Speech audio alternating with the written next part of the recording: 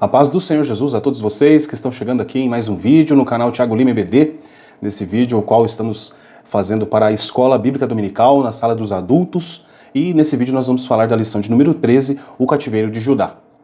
A você que está chegando aqui agora, quero deixar, pedido aqui desde já, que se inscreva no canal e deixe o seu like no vídeo, tá bom? Nós estamos chegando então à última lição do terceiro trimestre de 2021 e o que podemos dizer disso, Graças a Deus, estamos aqui felizes e alegres por completar um ciclo, No canal aqui é o primeiro ciclo fechado da Escola Dominical. Comecei a fazer vídeos na revista passada, na penúltima lição, e estou muito feliz, que graças a Deus, chegando aqui na última lição, Deus tem nos abençoado muito, nos enriquecido muito, no sentido do aprendizado, e é isso que é importante, é por isso que você está aqui, é por isso que eu estou aqui fazendo, nos dedicando à palavra de Deus, buscando ao Senhor, e isso é tudo muito bom, é bênção na nossa vida.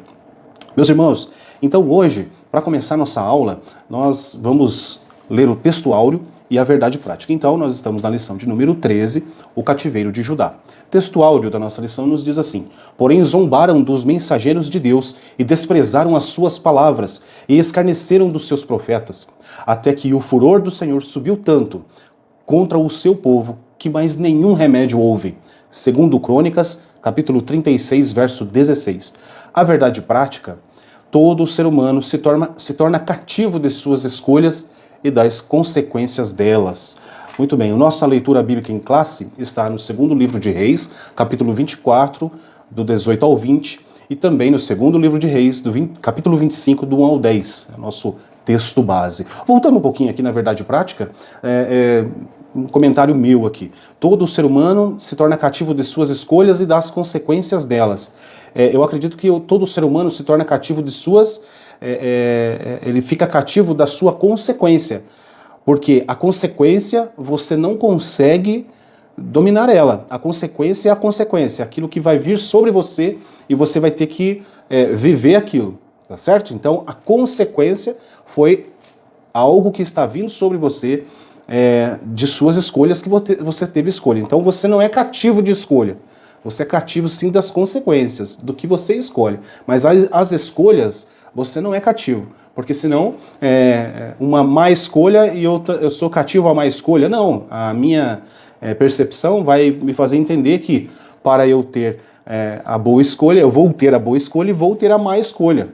Cabe cada um tomar a sua direção, não é verdade? E aí, com certeza, se você escolheu o bom caminho, se você escolheu a boa escolha, as consequências serão boas. Agora, se você fez como o povo de Judá, que mesmo vendo que o reinado do norte já tinha sido levado cativo pelos assírios, o povo de Judá tomou a escolha errada, a má escolha. Eles escolheram não adorar o Senhor, mas sim fazer todo tipo de idolatria ali na terra de Judá, em Jerusalém. Desprezaram o Senhor, desprezaram, como lemos no texto áureo, as palavras dos mensageiros, e zombaram dos mensageiros de Deus. E depois nós vemos Jesus falando que, olha, eles não rejeitaram vocês, eles rejeitaram a mim. Então, nós entendemos que todo ser humano se torna cativo das suas consequências, das consequências daquilo que ele escolhe.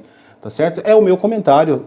Nem anotei isso aqui, foi uma coisa que eu pensei aqui agora e meditando com os irmãos a respeito disso, tá bom? Então, nós precisamos entender que não estamos cativos às nossas escolhas. As escolhas, nós temos liberdade para escolher entre o bom caminho e o mau caminho, tá certo? E o povo, tanto de Israel como de Judá, infelizmente escolheram o mau caminho, que é se distanciar da presença de Deus, dos preceitos do Senhor, da lei do Senhor. E eles andaram por caminhos tortuosos aí da idolatria, entre tantas coisas horríveis que se faz nesse ponto, nesse quesito, vamos dizer assim. E daí veio a sua consequência, que é o cativeiro. Lá no norte foi 130 anos e alguma coisinha antes, Agora no sul chegou a vez de nós falarmos do sul. Então, muito bem, a leitura bíblica nós já falamos. E algo que eu gostaria de falar, também antes aqui da introdução, é a respeito da fidelidade de Deus diante das suas promessas. Deus é fiel tanto para me deixar uma palavra para o meu coração de que vai me abençoar, e cumprir isso na minha vida, porque Ele é fiel. Porque Ele tem a mão que abençoa, Ele é o Deus da bênção, é o Deus que nos abençoa. A fidelidade de Deus é inquestionável, né? E da mesma forma que a fidelidade dele é para uma bênção, a fidelidade dele também é quando ele libera uma palavra de correção para o seu povo. Olha, se vocês não obedecerem, se vocês não fizerem conforme está escrito na lei, é só a gente dar uma lida em Deuteronômio 28. O capítulo 28 vai nos fazer compreender isso claramente, né? Que a fidelidade de Deus, ela vai além da simplesmente bênção sobre a nossa vida. Nós precisamos estar atentos a tudo aquilo que envolve o querer de Deus. Esse é o ponto, o querer de Deus. Nós precisamos estar atentos ao querer de Deus sobre a nossa vida. E a nossa vida precisa ser pautada sobre a fidelidade de Deus, a misericórdia de Deus. E aí, quanto à fidelidade, eu coloquei assim, olha, Lamentações, capítulo 3, versos 22 e 23, que nos diz: as misericórdias do Senhor são a causa de não sermos consumidos, porque as suas misericórdias não têm fim. Novas são cada manhã. Grande é a tua fidelidade. Olha, né? As misericórdias e a fidelidade. E aí mais um para a fidelidade. Para sempre, ó Senhor, a tua palavra permanece no céu. A tua fidelidade dura de geração em geração. Tu confirmaste a terra. Tu firmaste a terra. E ela permanece firme. Então a fidelidade de Deus é algo que nós precisamos estar atentos.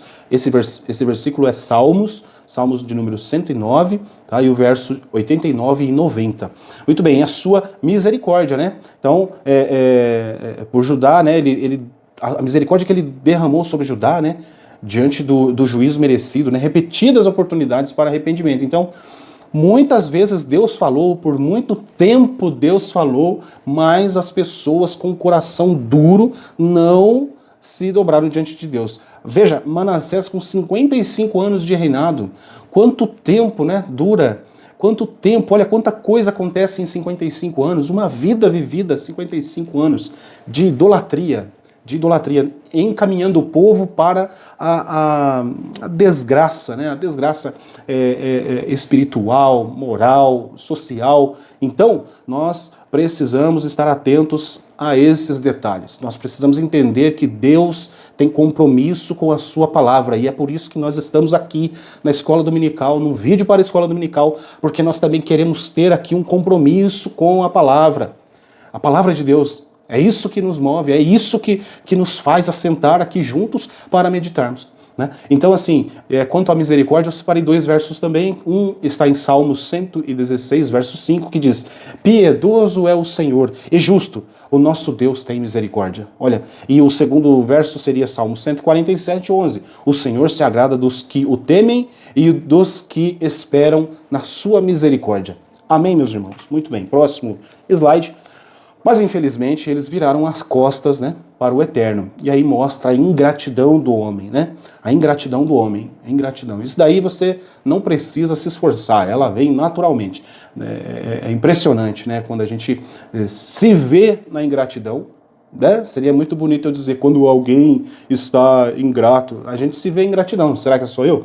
Né? E aí tem um texto aqui dizendo assim: embora as promessas de juízo de Deus pelos pecados de Judá tenham se cumprido, o Senhor continuou a falar, o Senhor continuou. Olha, que maravilha, que Deus amoroso, o povo não querendo ter um relacionamento com ele, mas em pecado, e mesmo assim Deus continua a falar, Deus continua a insistir em: olha, eu quero salvar você.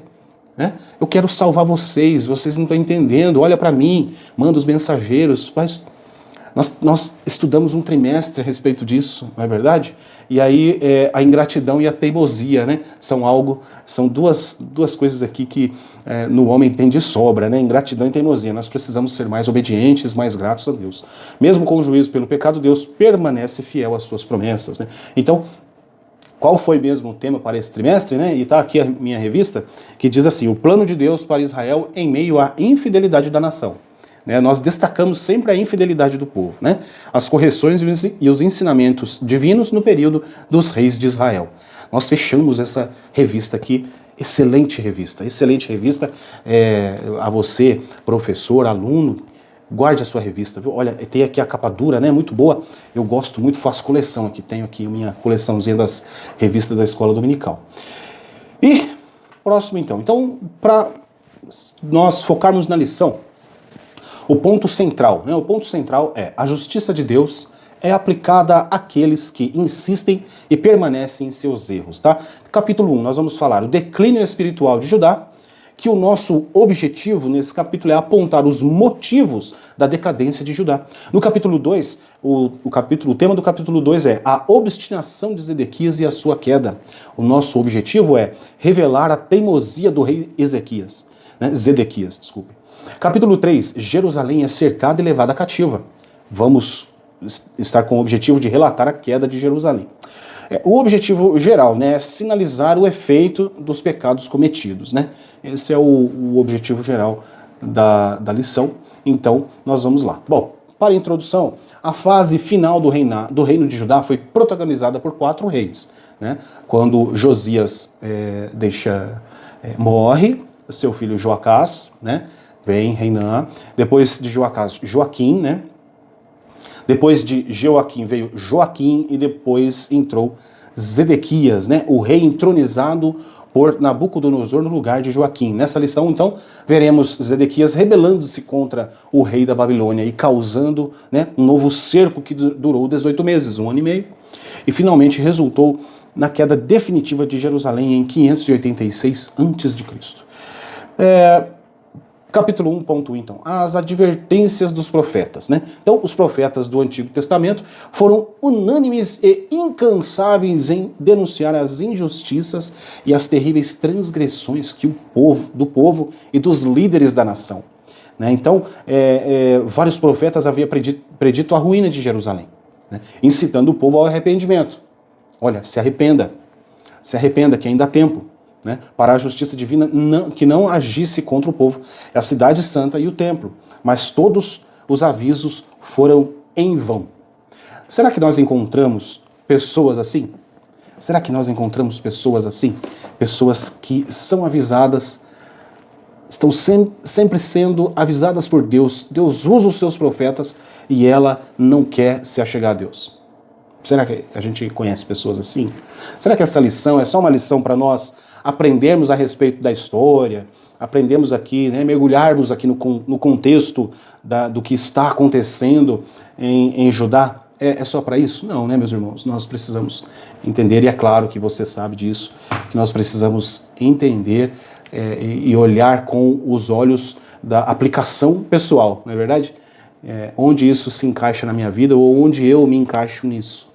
O que eu preciso aprender, o que eu preciso melhorar dessas lições, né? Então esse é o caminho. Então, dentre os profetas pré-exílicos, né, do Reino do Sul, podemos citar alguns profetas que sempre estiveram falando em nome do Senhor para que o povo se arrependesse, para que o povo se tornasse a Deus. Então, profeta Miqueias, profeta Sofonias, né, Naum, Abacuque, Joel e Obadias profetizaram bem antes do exílio, né? Isaías, olha só, foi o maior profeta em período anterior ao exílio de Judá. E Jeremias anunciou, acompanhou e relatou todas as atrocidades dos cercos babilônicos e da sorte dos cativos. Ezequiel e Daniel atuaram já no exílio, né? Então eu achei interessante esses dados que nos dá aí clareza quem é contemporâneo ou não. O Joel e Obadias com certeza não são contemporâneos aqui, mas Jeremias, Isaías, né? Acredito que sim, devido às suas profecias. Muito bem, então, algo que eu gostaria de destacar com os irmãos é assim, que a vocação profética no Antigo Testamento contava com 3 elementos comuns, né? Então, todos eles tinham isso em comum. Todos os profetas, né? A forte experiência com Deus, né? Como Isaías no templo e Jeremias, que se assustou diante da responsabilidade, né? Ele fala até que sou como uma criança, não é verdade? Então, a vocação profética, ela precisa ter experiência com Deus. Se não tiver, que vocação que é essa? Que profeta que você é? Tá certo? E aí eu pergunto, que experiência você como profeta de Deus tem tido com Deus? Tem tido com aquele que vai falar ao seu ouvido e você vai falar a palavra dele. Nós precisamos ter experiências com o Senhor para que nós possamos ser profetas em meio a tanto pecado, não é verdade? em meio a tanta idolatria, em meio a tantas coisas que, infelizmente, não glorificam a Deus, mas sim tentam, né? Tentam aplaudir aí aos homens, né? O ego das pessoas. Nós precisamos ser profetas de Deus, ter experiências com o Senhor. O segundo ponto, são 3. Estavam convictos de que Deus chamava-os a uma missão. Olha, será que nós temos convicção do nosso chamado? Ah, mas eu não sou um profeta. Você é um professor da escola dominical? Sim, então você pode ser sim um profeta. Deus te usa, você anuncia. Às vezes a gente escuta, né, um testemunho e outro, a gente fica feliz porque Deus mexeu no coração e na alma da pessoa através daquilo que você falou. É claro que nós somos dele, a palavra é dele, tudo isso é do Senhor, mas ser usado e ter a vivência, né, viver isso é maravilhoso. Né? Depois você escutar um retorno disso, né, como dizem aí, né, como se diz, o feedback daquilo que você tem falado.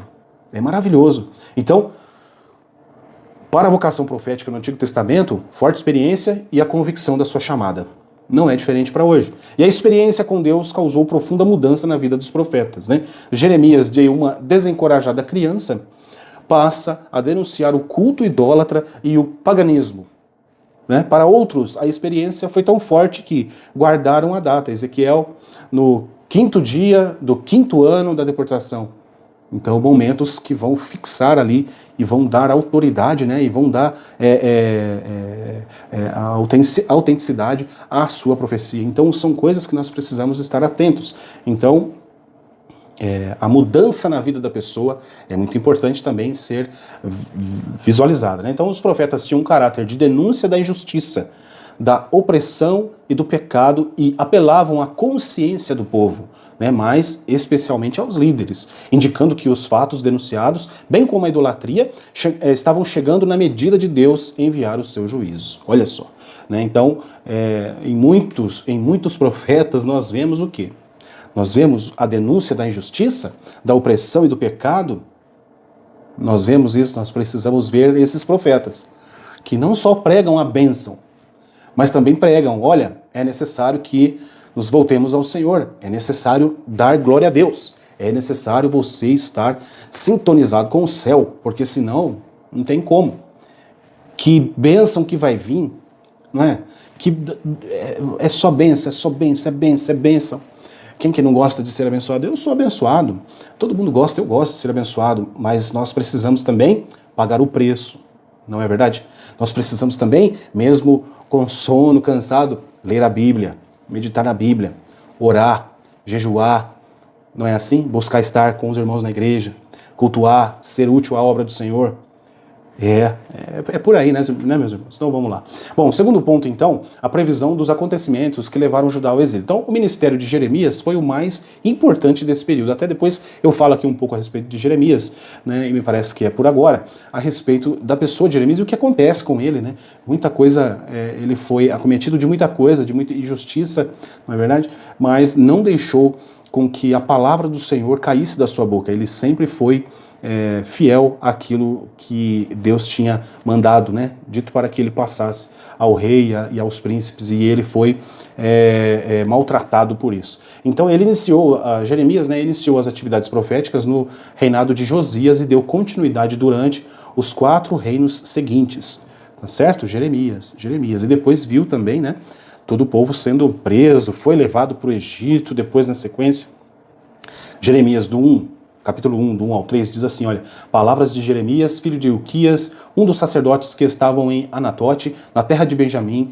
ao qual veio a palavra do Senhor nos dias de Josias, filho de Amon, rei de Judá, no 13º ano do seu reinado, e lhe veio também nos dias de Jeoiaquim, filho de Josias, rei de Judá, até o fim do ano 10º de Zedequias, filho de Josias, rei de Judá, até que Jerusalém foi levada em cativeiro no 5º mês. Então, esse é os 3 primeiros versículos do livro de Jeremias, onde mostra que ele foi um profeta, o mais importante desse período, o período da queda, né? Então, de Josias até Zedequias, ele acompanhou essa história, esse trajeto, e sempre falando para que o povo se tornasse ao Senhor, mas não adiantou. O povo obstinado, assim como Zedequias, não quiseram, não decidiram, né? Teve a sua escolha. Eles estavam livres para a sua escolha. E eles escolheram a idolatria, né? Até encontrei aqui um texto, essa semana aqui, providenciando a aula, que fala aqui em Romanos, capítulo 1, acho bem interessante esse texto, sabe? Que fala aqui da grandeza de Deus e diz assim, olha, a partir do 18 ao 23, porque o céu se manifesta a ira de Deus, olha, porque do céu se manifesta a ira de Deus sobre toda a impiedade e injustiça dos homens que detêm a verdade em injustiça. Porquanto o que de Deus se pode conhecer neles se manifesta porque Deus lhe manifestou. Porque as suas coisas invisíveis, desde a criação do mundo, tanto o seu eterno poder como a sua divindade, se entendem e claramente se veem pelas coisas que estão criadas, para que eles fiquem inexcusáveis, para que eles fiquem imperdoáveis. Porquanto, tendo conhecido a Deus, não o glorificaram como Deus, nem lhe deram graças, antes, em seus discursos, se desvaneceram, o seu coração insensato se obscureceu. Dizendo-se sábios, tornaram-se loucos, e mudaram a glória do Deus incorruptível, em semelhança da imagem do homem corruptível, e de aves e de quadrúpedes e de répteis. E aí o verso 23, né? A partir do 24, na verdade, vem falando um outro assunto interessantíssimo, mas não para agora. Deus zela por sua palavra. Deus conhece cada coração. E Ele é aquele Deus que faz justiça. Ele é o Deus juiz que não vai ter, né? Hoje Jesus é o nosso advogado, né? Hoje Jesus é o nosso advogado.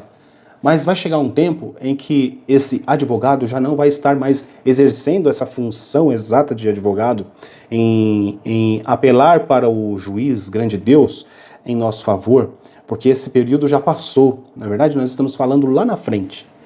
E lá na frente, Deus vem com a sua sentença e a sua justiça de forma irrevogável, inegável.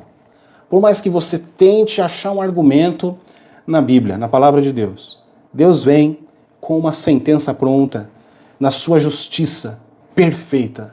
E aí aqueles que desprezaram a palavra do Senhor, os conceitos do Senhor, sofrerão muito com isso tudo. Então, vale para a nossa meditação, não é verdade? Bom, vale destacar que a sua formação, voltando a falar de Jeremias, para ser sacerdote, permitiu-lhe ser um homem culto, né? Jeremias era um homem culto, por isso os seus escritos são de uma literatura rica e cheia de trocadilhos. Ele usa um trocadilho no hebraico para profetas, referindo-se aos muitos profetas falsos que antecederam a última leva de cativos em 586, que anunciaram que a Babilônia não voltaria mais, o que encorajou alguns reis e rebelaram-se contra o império. Muito bem, algo que nos chama a atenção até em Abacuque, eu coloquei aqui, o profeta Abacuque previu, né, detalhes de como seria o exército babilônico e as suas estratégias de guerra. Abacuque, capítulo 1, verso do 5 ao 11, rapidamente, olha. Vede entre as nações e olhai, e maravilhai-vos, e admirai-vos, porque realizo em vossos dias uma obra que vos não crereis quando vos for contada. É incrível. Porque eis que suscito dos caldeus nação amarga e apressada, que marcha sobre a largura da terra para possuir moradas não suas. Horrível e terrível é, dela mesma sairá o seu juízo e a sua grandeza. Os seus cavalos são mais ligeiros do que os leopardos e mais perspicazes do que os lobos à tarde. Os seus cavaleiros espalharam-se por toda parte. Sim, os seus cavaleiros viram de longe, voaram como águia, que se apressam à comida. Eles todos virão com violência. O seu rosto buscará o oriente. E eles congregarão aos cativos com Maria. E escarnecerão dos reis e dos príncipes, farão zombarias. Eles se rirão de todas as fortalezas, porque, amontoando terras, as tomarão. Então passarão como um vento, e pisarão, e se farão culpados, atribuindo este poder ao seu Deus. Olha, falando aí do exército babilônico, né? Que coisa. Em um determinado momento, nós estudamos o cativeiro de Israel, em que o império assírico, né? Assírio, Império Assírio, ele tomou a terra, toda aquela terra, né, e fez ali as suas locomoções de povos, né, e misturou todo aquele povo ali da tribo do norte, onde também deportou muitos para o território da Síria, os quais não voltaram. Né? Então, e aí vem agora o exército babilônico, né? Eles dominaram toda a terra da Síria, todo o seu poderio, agora é a vez da Babilônia, né? E com isso veio também o cativeiro de Judá, né? Comentário aqui, ó, Deus respondeu às perguntas e preocupações de Abacuque quando declarou que faria obras surpreendentes, as quais deixariam o profeta maravilhado. Quando as circunstâncias à nossa volta se tornam quase insuportáveis, perguntamos-nos a nós mesmos se o Senhor se esqueceu de nós. Mas lembremos-nos, Ele está no controle. Deus tem um plano e julgará os malfeitores a seu tempo. Se formos verdadeiramente humildes, estaremos dispostos a aceitar as respostas do Senhor e aguardar seu tempo. Atual ou não esse estudo, meus irmãos? Muito atual, não é verdade? Se você não concorda, por favor, deixe seu comentário, explane aí sua ideia e contribua para nós aqui no vídeo, né, da Escola Dominical. Então, Abacuque, mais uma vez a referência, capítulo 1, verso do 5 ao 11, tá certo? Muito bem, então Deus disse, né, aos habitantes de Jerusalém que ficariam totalmente surpresos por aquilo que ele estava prestes a fazer. O povo de fato contemplaria uma série de eventos incríveis, assim como nós lemos em Abacuque. Seu próprio reino independente e próspero, Judá, iria se tornar repentinamente uma nação vassala. O Egito, que era há séculos uma potência mundial, seria completamente derrotado quase da noite para o dia. Nínive, a capital do Império Assírio, que nós acabamos de falar, seria completamente saqueada a tal ponto que as pessoas chegariam a se esquecer de onde estavam. E os babilônios subiram ao poder. Embora essas palavras fossem realmente surpreendentes, aquele povo veria o seu cumprimento durante a sua vida. Olha, é muito profundo, né, o que eles vivem. Eles vivem um período onde não se há uma direção para Deus. Eles fazem o que eles querem, adoram o Deus que eles bem entendem. Eles veem e ouvem os profetas do Senhor dizendo: arrependei-vos, torne-se ao Senhor. E também viram a cidade agora sendo destruída e todo o povo sendo levado cativo. O rei sendo morto, morto não, né? O rei não foi morto, mas sim seus filhos na frente do rei. O que seria pior, na verdade? Acho que o castigo dele foi pior, né? Mas enfim, há sempre um alerta, há sempre um alerta. Há sempre um alerta. Nós precisamos estar atentos à voz do Senhor. Nós precisamos ter um coração e mente e ouvidos sensíveis à voz do Senhor. Nós não podemos, na nossa vida, deixar brechas para que o inimigo entre sorrateiramente. Nós precisamos ser sensíveis à palavra do Senhor. Analisar, fazer sempre a autoanálise. Não faça somente no dia, no culto da Santa Ceia, né? Não, tem que ser diário isso, tem que ser diário. E isso é muito bom. No tempo desse grande profeta, Jeremias, havia muita discórdia e confusão sobre o que era a de Deus, né? Por isso precisamos estar atentos para discernirmos a palavra do Senhor. Ao advertir o povo sobre os pseudos-profetas, Jeremias o fez do modo tão peculiar que parece estar se referindo aos falsos profetas nos nossos dias. Assim, Jeremias 23, capítulo 23, versos 16 e 17. Assim diz o Senhor dos Exércitos: não deis ouvidos às palavras dos profetas que entre vós profetizam, ensinam-vos vaidades e falam da visão do seu coração. Olha, e não da boca do Senhor, e não da boca do Senhor. Dizem continuamente aos que me desprezam. O Senhor disse: paz tereis. E qualquer que anda segundo o propósito do seu coração, dizem: não virá mal sobre nós.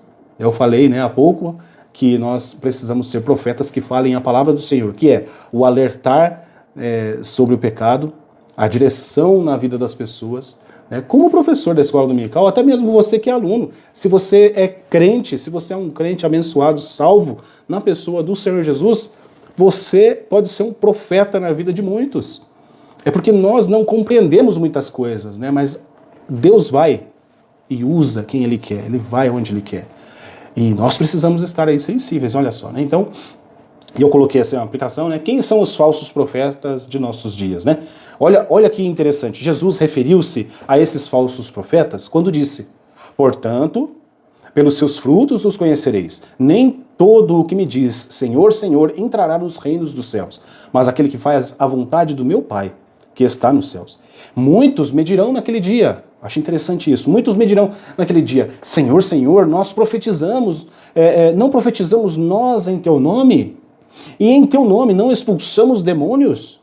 E em teu nome não fizemos muitas maravilhas? E então lhes direi abertamente: nunca vos conheci, apartai-vos de mim, vós que praticais a iniquidade. Eu tenho um comentário a respeito desse texto que é assim: quando nós vemos que alguns discípulos vão expulsar um demônio e não conseguem, e Jesus chega e resolve a situação, Jesus ensina aos discípulos que para expulsar um demônio é necessário que você esteja consagrado. Oração, jejum e oração. Tá? Ou seja, pessoas que se dispõem para ter uma vida de jejum e de oração, para chegar ao nível de, sair em nome de Jesus e resolver aquela questão, é uma pessoa que se dedica à obra de Deus, às coisas do Senhor. Você concorda? E daí nós vemos essa passagem de Jesus falando: olha, mesmo que você tenha expulsado o demônio, mesmo que você profetizou em meu nome, e pode até acontecer aquilo que você profetizou, olha, que palavra! E tem pessoas achando que o céu, para entrar no céu, é brincadeira. Tem pessoas que desdenham das coisas de Deus, das coisas que nós precisamos melhorar todo dia, achando que vai entrar no céu de qualquer forma. Pessoas aqui que Jesus falou: não vos conheço, apartai-vos de mim.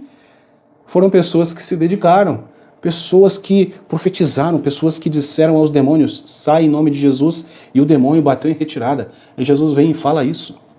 Nós precisamos acordar, nós precisamos despertar, né? Desperta tu que dormes, porque as coisas de Deus não é brincadeira, não é brincadeira. Vamos correr aqui, senão entra em outro mistério aqui, né? Entra em outro assunto. Motivos que levaram Judá ao cativeiro. Bom, motivos foi, aqui o resumo da lição, a obstinada desobediência da liderança judaica, né? Toda vez que um rei que era temente ao Senhor, como foi Ezequias e como foi Josias, eles direcionaram o povo a Deus. Não é verdade? Direcionavam. Então, o texto da revista diz assim: o cativeiro aconteceu especialmente por causa da obstinada desobediência da liderança judaica.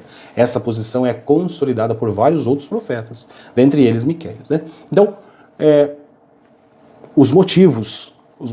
É lógico que os motivos, os pecados abomináveis foram cometidos contra Deus. Além da idolatria, derramaram sangue inocente. Nós vemos em 2 Crônicos, 2 Crônicas, capítulo 24, do 17 ao 22. Cometeram todo tipo de corrupção e injustiça social. Abacuque, capítulo 1, do 2 ao 4. Não observaram o descanso sabático e ainda mataram muitos dos seus profetas. Tá? Então, são esses os motivos. O que levou o povo ao cativeiro? A desobediência. A desobediência, com tudo sendo dito, a lei do Senhor ali, para que todos pudessem observar e cumprir aquela lei. É claro que as pessoas não iam cumprir a lei de modo pleno, só Jesus que conseguiu, mas estava lá disponível. Hoje está disponível para nós mais ainda. Não é verdade? Quantos recursos nós não temos? E muitos desprezam. E quando vem o perjúrio, ficam praguejando, praguejando Deus. Olha, é terrível isso. É terrível ver pessoas praguejando Deus.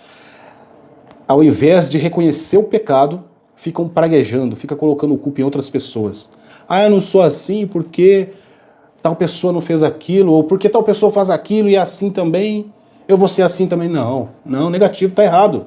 Tá errado, isso daí é desculpa do homem, né?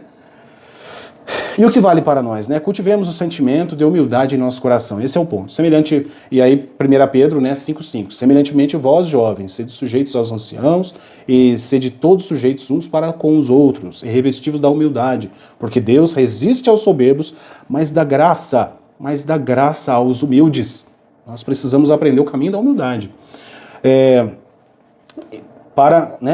que o temor de Deus nos previne de toda apostasia também. Então, Hebreus capítulo 12, versos 16 e 17, que diz: E ninguém seja devasso ou profano como Esaú, que por uma refeição vendeu o seu direito de primogenitura. Porque bem sabeis que, querendo ele ainda depois herdar a bênção, foi rejeitado. Foi rejeitado, porque não achou lugar de arrependimento, ainda que com lágrimas o buscou.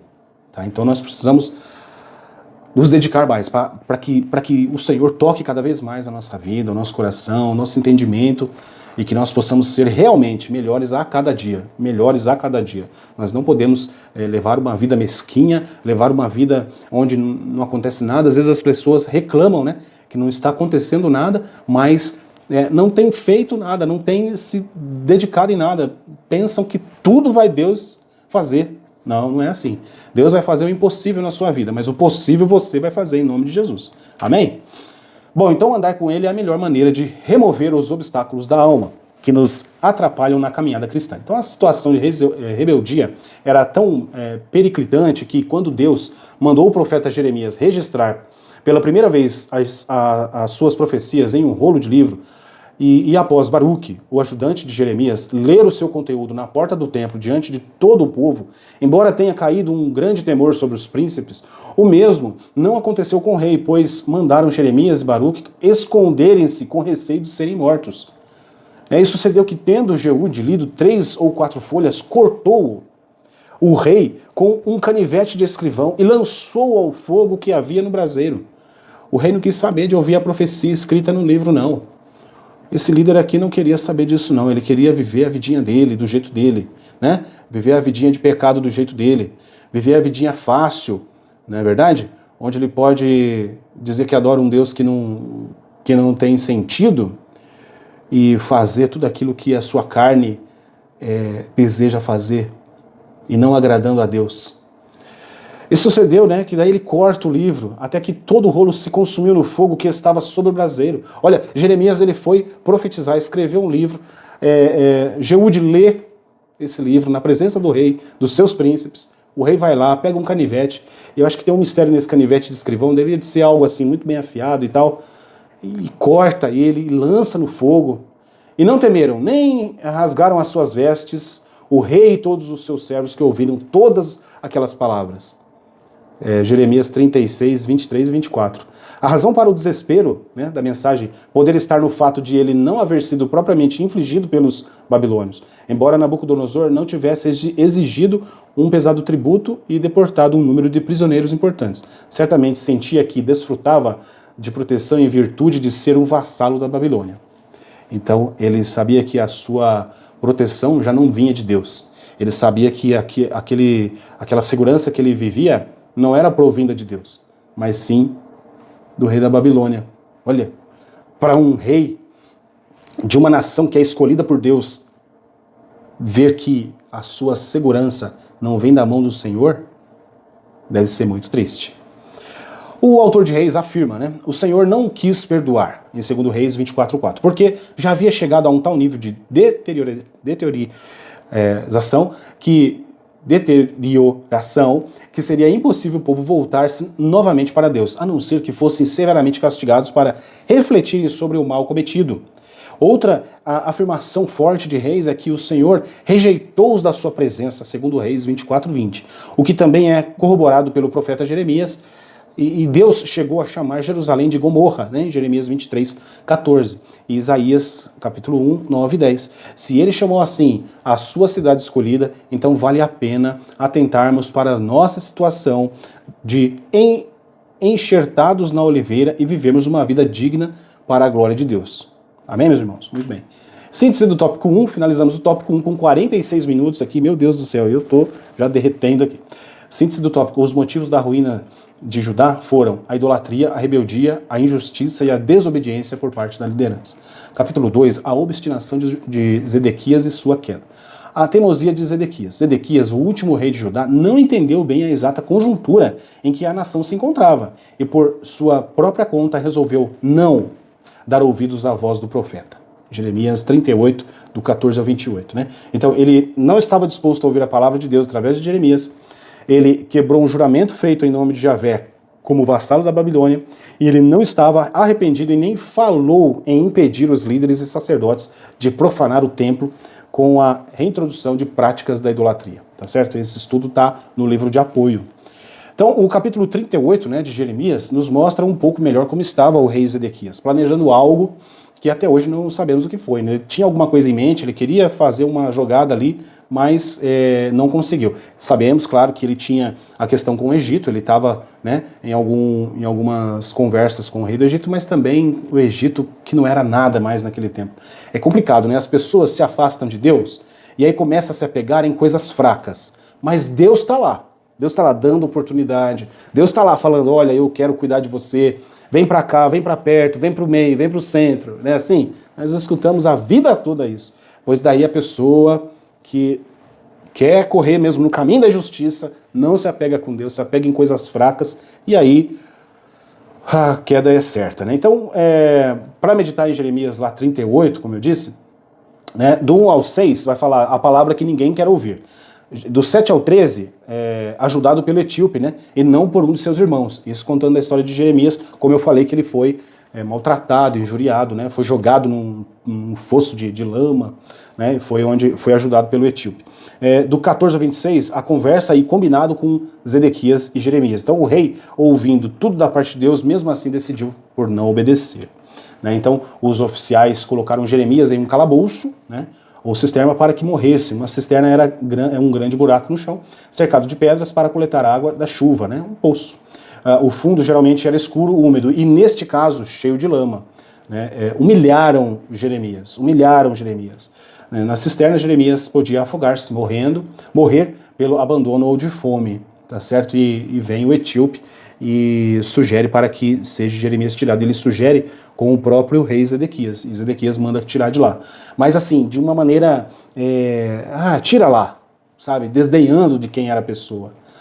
Mas Deus é justo, né? Deus é bom e ele não deixa passar nada. Os líderes de Judá perseguiram Jeremias repetidamente por ele proclamar fielmente as mensagens de Deus. Durante 40 anos deu um ministério fiel. Jeremias não recebeu uma aclamação popular, uma atitude de amor, nem teve seu exemplo seguido pelo povo. Foi espancado, aprisionado, né, ameaçado e até forçado a deixar a sua pátria. Somente os caldeus mostraram o respeito com ele, como foi esse caso de tirar ele da cisterna. Deus não garante que seus servos escaparão da perseguição. A gente sempre ouve isso, né?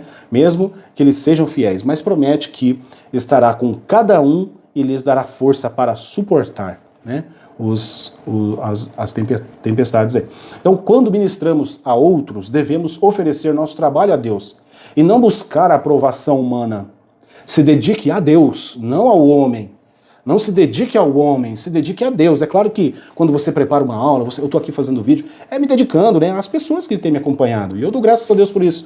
Mas, em primeiro lugar, é fazer algo para Deus. É fazer algo realmente que possa, né, somar aí com as coisas de Deus. E Deus pode falar aí a muitos corações. Então eu fico feliz por isso. Então quando ministramos a outros, devemos oferecer nosso trabalho a Deus, primeiramente, e não buscar a aprovação humana. Deus recompensa a nossa fidelidade, porém, nem sempre o faz durante a nossa vida nesse mundo. Olha só, né? Profundo isso. Tratando-se de Ebed-Meleque, que temia mais a Deus do que os homens, você pode... Quem é Ebed-Meleque? É justamente o etíope que tirou Jeremias da cisterna. Então vamos falar um pouquinho de Jeremias aqui. Sim, saímos um pouco, porque acredito que existem muitas lições, né, na história de Jeremias, na dedicação que ele teve em servir ao Senhor, não é verdade? Então você pode ajuntar-se à multidão ou levantar a sua voz em defesa de Deus. Quando alguém for tratado rude ou injustamente, por exemplo, alcance esta pessoa com o amor de Deus. Você pode ser o único a fazê-lo. E quando estiver sendo tratado assim, não deixe de agradecer a Deus quando ele enviar um Ebed-Meleque a você, tá certo? Pessoas que te ajudam, pessoas que você pensa que não vai te ajudar, mas te ajudam, pessoas que nem servem a Deus, que nem conhecem o nosso Deus, vai te ajudar, porque Deus é quem envia, Deus é quem cuida, e Ele é fiel, e por isso todo louvor é dele. A porta de Benjamim, né? A porta de Benjamim foi quando, no capítulo 38, a Bíblia menciona que eles se chegaram nessa porta, né? Eu não vou conseguir achar porque eu não gravei, não marquei aqui na Bíblia o versículo, Mas essa porta de Benjamim, lá em Jeremias 38, era um dos portões da cidade de Jerusalém, onde os assuntos legais eram tratados, né? Então, um oficial do palácio, Ebed-Meleque, tinha acesso ao rei. Quando Ebed-Meleque soube da difícil situação de Jeremias, foi imediatamente remediar tal injustiça. Então, que diferença há entre o destino de Jeremias e de Zedequias? Né? Nós estamos aí vendo as diferenças, aí, os contrapontos. Então, Jeremias foi libertado, Zedequias encarcerado. Né? Jeremias foi salvo pela sua fé, Zedequias destruído por causa de seu medo e teimosia. Jeremias foi tratado com respeito e Zedequias com desprezo. Jeremias estava preocupado com o povo e Zedequias estava preocupado consigo mesmo. Então, ainda vale a pena ser um profeta de Deus, certo? Onde todos falam palavras que somente agradam, o profeta dá o recado de Deus, que é de reconciliação e salvação para aqueles que estão em pecado. Muito bem. Zedequias, o último rei de Judá, era filho de Josias, né? Ele governou por 11 anos, de 597 a 586 a.C. Seus dois irmãos mais velhos, né, Joacás e Joaquim, e seu sobrinho Joaquim governaram antes deles. E quando Joaquim foi exilado na Babilônia, Nabucodonosor tomou Matanias, que tinha idade de 21 anos, e mudou o nome dele para Zedequias, tá certo? E este se rebelou contra o próprio Nabucodonosor, que foi, né, algo assim, totalmente avesso à inteligência, né? Que o capturou, matou seus filhos diante dele, cegou e levou-o para a Babilônia, onde mais tarde morreu, né? Infelizmente. Tá certo. Fez o que era mal aos olhos do Senhor, seu Deus, nem se humilhou perante o profeta Jeremias, que falava da parte de Deus. Além disso, também se rebelou contra o rei Nabucodonosor, que tinha juramentado por Deus, mas endureceu a sua cerviz. Olha, e tanto se obstinou no seu coração que não se converteu ao Senhor, Deus de Israel. Não é isso? E também todos os chefes, os sacerdotes e do povo aumentavam de mais em mais as transgressões, segundo todas as abominações dos gentios, e contaminaram a casa do Senhor que ele tinha santificado em Jerusalém. E o Senhor Deus de seus pais falou-lhes constantemente por intermédio dos mensageiros, porque compadeceu o seu povo e a sua habitação, né? Porque se compadeceu do seu povo e da sua habitação. Eles, porém, zombaram dos mensageiros de Deus e desprezaram as suas palavras e mofaram os seus profetas, até que o furor do Senhor tanto subiu contra o seu povo que mais nenhum remédio houve. Segundo Crônicas 36, do 12 ao 16. Síntese do tópico 2. O erro de Zedequias e do povo de Judá estava em fechar os ouvidos aos profetas e não buscar o arrependimento dos seus pecados diante do Senhor. Capítulo 3. Jerusalém é cercada e levada cativa. Então, o momento da nossa história, o momento em que a leitura bíblica ela nos informa que depois dessa teimosia de Zedequias, né, depois dessa teimosia, ele conseguiu fazer com que a ira, né, de Nabucodonosor viesse ali com o resultado que foi tomar toda a cidade, levar preso, né, o povo que tinha aí, né, interesse nas questões de liderança, né, pessoas que poderiam ser líderes, né, e deixou lá os mais pobres. A destruição da cidade santa e do templo, né, após as investidas dos assírios e dos egípcios e de 3 ofensivas dos babilônios, a forte e imponente cidade de Davi se encontrava completamente arrasada. Então, 1 ano e meio, né, ninguém podia aguentar do cerco que foi feito. E aí nós temos uma situação terrível, né, que os víveres estocados foram sendo rapidamente consumidos e os animais eram abatidos e oferecidos como alimento, até que não restou mais nada. Olha só, a cidade estava em extrema pobreza e miséria, né, onde nós podemos ler ali em Lamentações, capítulo 4, do 1 ao 6, também vai nos dar um entendimento muito interessante a respeito disso. E foi nesse momento que o poderoso exército da Babilônia rompeu uma brecha no muro e invadiu a cidade. Eu já falei aqui no vídeo a respeito de brechas na nossa vida. Nós precisamos estar atentos aí, tá certo? Não podemos deixar brechas abertas em nossa vida. O templo sagrado, erigido há 380 anos, foi saqueado, destruído e queimado. A glória de Israel se foi. Leitura de Jeremias 19, tá certo? Leia Jeremias 19, ficaria muito extenso falar, já estamos com bastante tempo esse vídeo, tá? E algo que eu quero destacar é, Tofete, né? O que significa? O que significa esse lugar, né? Chamado Tofete. Significa o lugar de chama. Situava-se no Vale de Rinom, ao sudoeste e ao sul da antiga Jerusalém. Ali, segundo relatos bíblicos, faziam-se rituais de sacrifício humano e dedicados aos deuses locais, tá certo? Jeremias 19:2. Então, deem uma lida em Jeremias 19 que a gente vai começar a compreender como foi esse cenário, né, de destruição e da aplicação realmente da sentença de Deus, né? Então, Lamentações 2, do 19 ao 22, nos diz assim, ó: levanta-te, clama de noite no princípio das vigias, derrama o teu coração como águas diante da presença do Senhor, levanta a eles as tuas mãos, pela vida de teus filhinhos, que desfalecem de fome à entrada de todas as ruas. Vê, ó Senhor, e considera a quem fizeste assim. Hão de comer as mulheres o fruto de si mesmas, as crianças que trazem nos braços? Ou matar-se-á no santuário do Senhor o sacerdote e o profeta? Jazem por terra, pelas ruas, o moço e o velho. As minhas virgens e os meus jovens vieram a cair à espada. Tu os mataste no dia da tua ira, mataste e não te apiedaste. Convocaste os meus temores em redor como num dia de solenidade. Não houve no dia da ira do Senhor quem escapasse ou ficasse. Aqueles que eu trouxe nas mãos e sustentei, o meu inimigo os consumiu. Lamentações 2, 19 e 22, que fala, né, aqui no meio do trecho que a gente leu, fala a respeito das mães, né, hão de comer as mulheres o fruto de si mesmas. Entenda uma coisa, que nesse ponto, meus irmãos, as mães não matavam seus filhos, tá certo? Elas não matavam.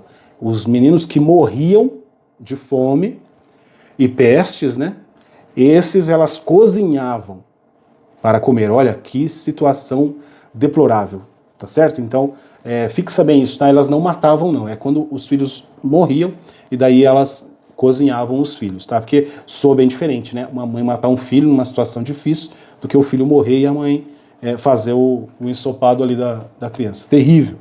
Então, no ponto 2 vai falar a matança, o cativeiro, a peste e a pobreza. Mas é a mesma coisa que a gente tem falado aqui já, né? A fome chegou a tal ponto, né, que as mães cozinhavam e serviam os seus próprios filhos. Acho que esse é um ponto muito triste de toda a história, né, de todo esse contexto da destruição e do juízo de Deus, né. Lamentações 4, 9 e 10 diz assim: os mortos à espada foram mais ditosos do que os mortos à fome, porque esses morreram lentamente, por falta dos frutos dos campos. As mãos das mulheres compassivas cozeram seus próprios filhos, serviliam-lhes de alimento na destruição da filha do meu povo. É terrível esse texto. Essa situação ela é muito forte. Estava sobre o cerco inimigo. Seus muros construídos para proteção enclausuraram o povo dentro da cidade. As pessoas não podiam sair para os campos para buscar comida e água, porque os caldeus estavam acampados em volta à cidade. A comida ia acabando em Jerusalém e o povo viu seus inimigos colherem e comerem os alimentos do campo. Jerusalém permaneceu sitiada por 2 anos. Na verdade, 1 ano e meio. O estudo aqui está dizendo diferente. A vida tornou-se tão difícil que alguns comeram os seus próprios filhos, né? Os corpos mortos eram deixados nas ruas e ali apodreciam. Não havia mais esperança. A que ponto, né, chegou ali a vivência dessas pessoas? Os pobres que sobraram na terra foram liberados por ordem de Nabucodonosor, por Jeconias. Aí já é um outro ponto, onde é o ponto em que, depois da destruição e de atear fogo no templo, no palácio, enfim, eles colocam Jeconias como uma espécie de governador ali, né? Mas após o assassinato desse, todo o restante do povo, apavorado, fugiu para o Egito. E nessa fuga, forçaram até o profeta Jeremias, que ficou, né? Jeremias ficou na cidade, né? Aí junto para que a sua vida fosse poupada. Embora Jeremias fosse pró-Babilônia e Nabucodonosor soube disso. Jeremias foi levado a contragosto e advertiu severamente, né? Então Jeremias estava dizendo: isso, vocês não podem lutar contra isso. Não lutem contra isso. Isso é a justiça de Deus. Quanto mais vocês lutam contra a justiça de Deus, mais vocês sofrem. É pior ainda, né? E depois dele ser levado contra gosto, né? Para que não fugisse para os depois, lá sim seriam mortos. Se ficassem em Jerusalém, seriam poupados da espada e da fome, né? Muito bem.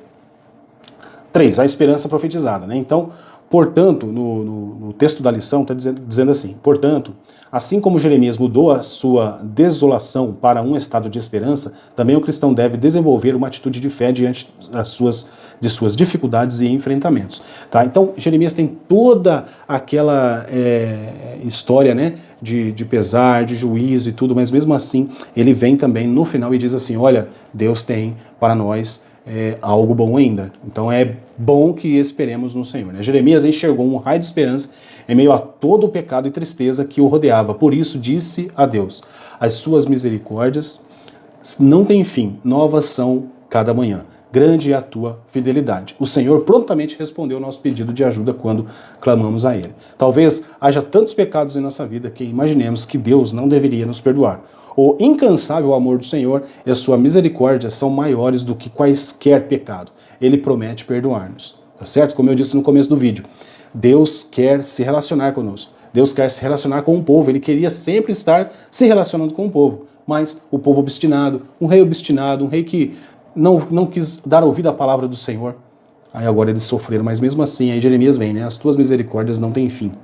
Jeremias conhecia a fidelidade de Deus, né? Por experiência pessoal. Deus prometeu que o juízo viria de Judá e se Judá ali desobedecesse. E foi o que aconteceu, mas o Eterno também prometeu uma restauração futura e bênçãos. E Jeremias sabia que Deus cumpriria as suas promessas, porque Deus, quando fala, aí não há como voltar atrás, não é verdade? Confiar na fidelidade de Deus, dia após dia, nos faz crer em sua grande promessa para o futuro.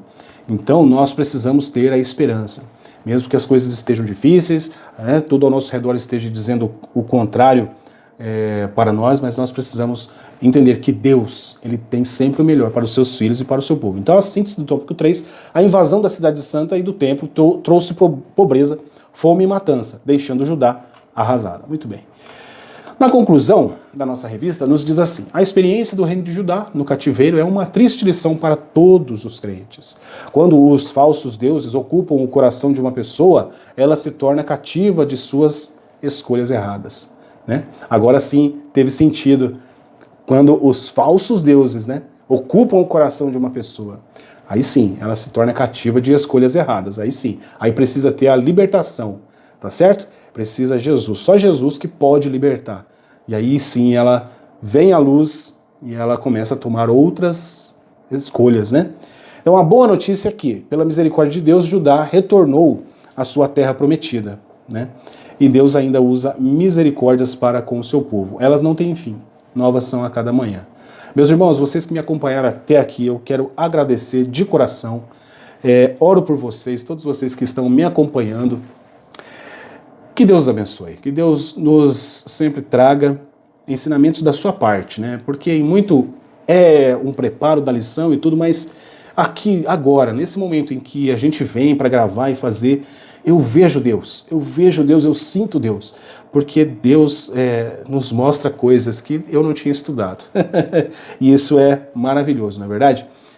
Então, que Deus abençoe a sua vida, que você possa aí estar passando esse vídeo a mais pessoas, compartilhando, tá certo? E que essa palavra possa tocar o coração delas, assim como tem feito, pelo menos na minha vida, no meu coração, tá bom?